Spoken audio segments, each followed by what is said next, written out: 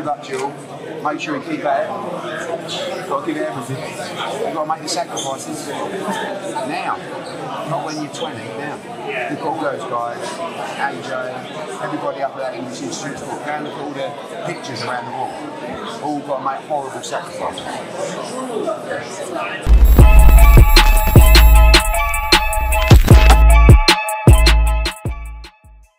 Pro boxing fans here at the Limehouse Boxing Academy with Eddie Hearn. Eddie, we've just done the match room in the community event.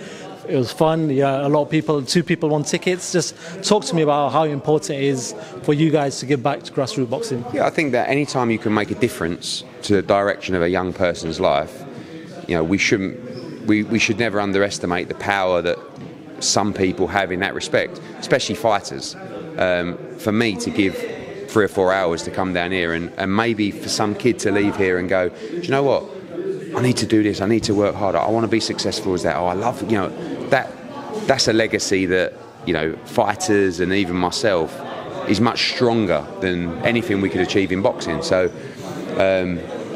these places are amazing. And when you think of the shit that we've had last few days and many other months, this puts a real smile on your face and makes you realise why you love the sport. Because sometimes you can realise why you don't love the sport.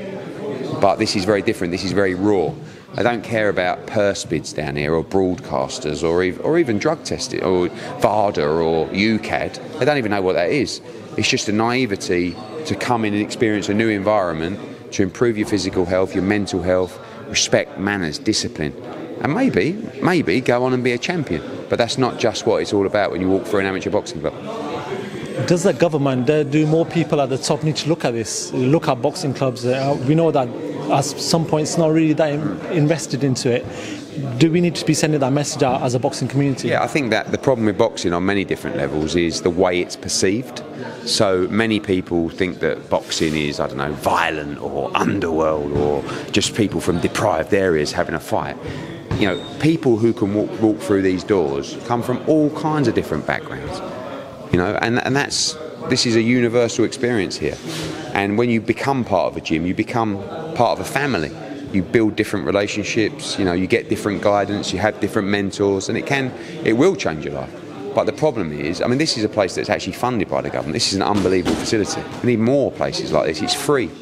So there's no excuse for kids or parents in this area not to get their kids down here and just get them off their phones, get them off the stairwells, get them around positive people. Because I keep saying it and say again, you know, there is no one that hasn't improved their physical health and it not improved their life. And there is no one that's walked through a boxing club gym and it hasn't improved or changed their life. So we know it's proven. But the problem is with the government, they don't come down and see it with their own eyes, or councillors or local MPs. Some do. And when they do, they actually make the investment. Brentwood is a good example where I live. You know, the head of the council is down the boxing club all the time. And when you speak to kids down here, you go, honestly, it's summer holidays at the moment. If you weren't down here, what would you be doing today? Best case scenario, they'd be on their phones, in their rooms, being infiltrated with negativity and lies about some bloke on Instagram. This is me today, you know. I'm going here on my jet, and actually he's just getting in his escort, and I can go around the corner. And it's just, you know, it don't work like that. Talking about men's health, you've been a sort of ambassador for it for a little while now. You've been talking about being healthy, you know, living a good lifestyle. But what made you do this? What made you change your life around? Because I feel like if you want to be the best at what you do, you have to have an unprecedented engine, right? And the only way you can have an unprecedented engine where you work till you fucking drop is if you're fit enough and robust enough to do it. If you're overweight, if you feel like shit, if you look like shit, if you're eating shit, you can't work at the same capacity as someone that isn't. And I just got to a point where I thought, oh, it's actually going to kill me. I'm on a plane every week. I'm sleeping 2 hours a night, 3 hours a night. I'm landing, I'm going to a restaurant. I'm having about 5 loaves of bread before I've even had my starter. I'm going to bed like burping, like with acid in my, you know, when you like, you know, I'm thinking, fuck, you need to sort yourself out. And since then, all the things that I've been through, and this Dillian White thing's another great example, so much easier to deal with when you actually feel good and you feel fit.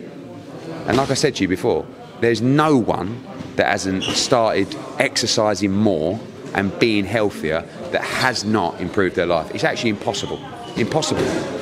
Or the way they feel mentally. So for me, it was like a selfish thing to say, I want to keep going. I want to push myself. I want to make sure that I can be the best for as long as I can be. And if I'm not healthy, I can't do that, or I'll die. So it's one or the two. Before I do let you go, obviously, I'm sure you've seen bits of it, of the podcast between Simon Jordan and Frank Warren. Talked a little bit about yourself and Barry Hearn, which has come out about the sparring. He's saying that, you know, they think the Gangsters are where they grew up, but Barry Hearn was an accountant. What did you make of that little piece? We've never been gangsters. My dad's from Dagenham. His dad was a bus driver. Yes, he was a chartered accountant, and he actually went against all odds and become one of the youngest chartered accountants. Frank Warren needs to have been a chartered accountant. If you look at his accounts and if you look at his previous companies, we won't even go into that. But there's nothing personal about families, each to their own. I don't know a lot about Frank Warren's family. Looks like he's got a nice family. We're a great family. All we do is we work hard. My old man came from Dagenham. He had nothing. He done really well. I grew up around money. I had everything. I work as hard as I can. We're good people. So, yeah, every time I sit with Simon Jordan, he keeps saying, well, you took over your dad's business. So I don't understand why I get personal. You know what I mean? We're all out here trying our best. So I think it's jealousy more than anything. Obviously, Frank in that also said AJ is psychologically gone for years. He's been gone for a long time. You've been around AJ for a long time now. Do you believe that? Do you believe that's the case, that maybe mentally he's not there longer? No, I think he's overcome a lot.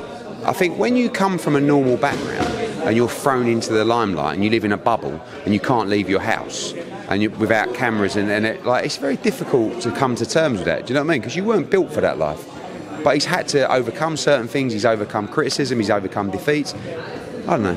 I think people like to debate. Like, why don't you say, let's hope that on Saturday he puts in a great performance and goes on and fights Deontay Wilder. Get up, AJ. What a lovely fella.